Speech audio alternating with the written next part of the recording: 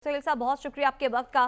Sir, सबसे पहले तो ये बताइएगा कि ये जो तबाही की जिम्मेदारी एक दूसरे पर डाली जाती है, इसमें किसका कितना हिस्सा है? और डॉलर को फ्री फ्लोट छोड़ना, इसके क्या कोई लॉन्ग टर्म पाकिस्तान को फायदे होंगे? और जो इसाक डार साहब ने इसे कंट्रोल करके रखा, अब तक उससे हमने कितना नुकसान उठाया? Thank you very much. बिस्मिल्लाहिर्रहमानिर्रहीम। देखिए, पहला जो आपका सवाल था कि किसकी जिम्मेदारी है, मेरा ख्याल में ये पिछले कोई 25-30 साल से पाकिस्तान की जो मईशत है वो कर्ज़ों पर चली आ रही थी, और बिलखुसूस पिछले 6 साल में हमारे यहाँ इतनी सियासत हुई है, इतनी तब्दीलियाँ आई हैं, प्राइम मिनिस्टर तब्दील होते रहे, फाइनेंस मिनिस्टर तब्दील होते रहे, तो इसकी वजह से आज जो हालात हैं वो शदीद गंभीर हैं। और ख़ास तौर से जब यूक्रेन की वॉर हुई और तेल की कीमतें ऊपर गईं कोई 1.5 साल पहले, जब से ये हालात बहुत ही कशीदा हो गए हैं। और रिसेंटली सोहेल साहब, जब जो लोग सॉरी सर, सवाल एक ऐड कर लीजिएगा। जो लोग इस वक्त, जैसे कि आप जानते हैं, पाकिस्तान के अंदर एक सिस्टम की कंटिन्यूटी या इलेक्शन की एक बहस हो रही है, जो कि सिर्फ सियासी बहस नहीं, एक मईशत के पर्सपेक्टिव से भी बहस है।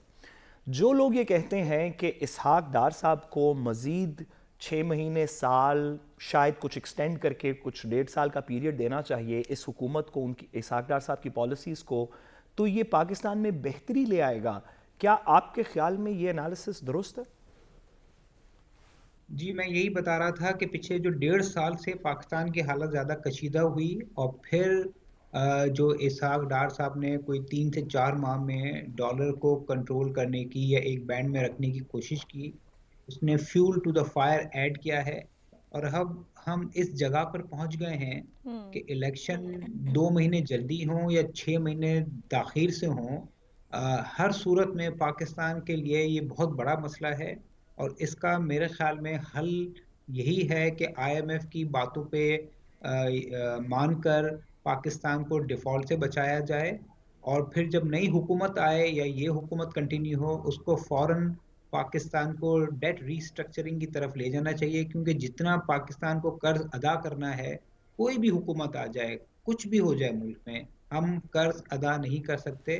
तो उसका हल यही है कि ये पॉलिटिकल नॉइज़ ख़त्म हो, और जो भी हुकूमत आए वो पाकिस्तान के डेट को डेफर करवाए, रीस्ट्रक्चर कराए। अगर वो ऐसा नहीं कर पाएगी सोहेल तो साहब, हमारी अभी जो सिचुएशन सही नहीं। आईएमएफ का जो आईएमएफ का वफ्द पाकिस्तान आने के लिए रजामंद हो गया, और बज़ाहिर ऐसा लग रहा है कि हम इस क्राइसिस से जो इस वक्त हमें डॉलर की कमी का सामना है, हमने 12 अरब डॉलर की पेमेंट करनी है जून तक, वो तो हम जैसे तैसे करके अरेंज शायद कर लें आईएमएफ के डिसिप्लिन में रहते हुए।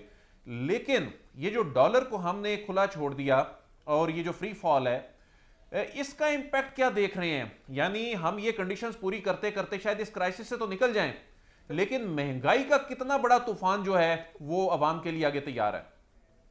देखिए, ये आपकी अजम्पशन है कि 6 महीने तक ये शॉर्ट टर्म में मसला हल हो गया। मेरे ख्याल में मसला जब तक हल नहीं होगा जब तक आईएमएफ आपकी किस्त को अप्रूव नहीं करता। तो अब इसमें 15-20 रोज मजीद लगेंगे, और आईएमएफ ने जो अभी काम करवा लिया है डार साहब से या पीडीएम की हुकूमत से, वो मेरे ख्याल में आधा काम है। अब आधा काम टैक्सेस बढ़ाना और सर्कुलर डेट खत्म करना ये बाकी है। अज्यूम करते हैं कि अगर ये आईएमएफ का प्रोग्राम हो जाता है और 6-8 महीने ये हुकूमत कंटिन्यू कर जाती है, तो इकोनॉमी में तो सर्टेनिटी या स्टेबिलिटी आएगी, मगर अच्छा। महंगाई तो बढ़ेगी। मगर ये महंगाई का बढ़ना, वो नुकसानात जिस जो डिफॉल्ट के बाद होंगे उससे कई बेहतर है। तो शॉर्ट टर्म पेन जरूर है, इन्फ्लेशन का इफेक्ट सबको होगा, गरीबों को ज्यादा होगा। सोहेल मगर साहब ये अगर बताइए, पाकिस्तान सोहेल डिफॉल्ट साहब हो ये जाता तो बताइए नुकसान ज्यादा होगा। कि क्या इस वक्त क्या इस वक्त डार साहब की पॉलिसीज़ और हमारी रीसेंट ये कैश क्रंच की वजह से, क्या इस वक्त जो मार्केट में डॉलर रेट है, आपके ख्याल में ये रीजनेबल रेट है? मतलब ये हमारा ट्रू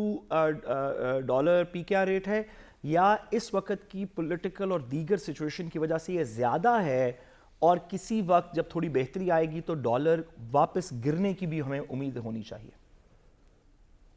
देखिए, अगर आईएमएफ का प्रोग्राम हो जाता है तो मुझे लगता है कुछ माह तक ये रुपया शायद इस्तेकाम हो जाए, मगर अच्छा। रुपए का स्ट्रांग होने की तो चांसेस मुझे नहीं लगते। 2-5 रुपए स्ट्रांग हो सकता है, मगर अगर आप ये उम्मीद करें कि 230 हो जाएगा, 225 हो जाएगा, उसके चांसेस ना होने के बराबर लगते हैं। और मेरे ख्याल में हुकूमत का फोकस भी होना चाहिए कि कम से कम इसको 260-270 में रोक ले, और वो जब भी रुक सकता है कि हम IMF की जो 9th रिव्यू है उसको कंप्लीट कर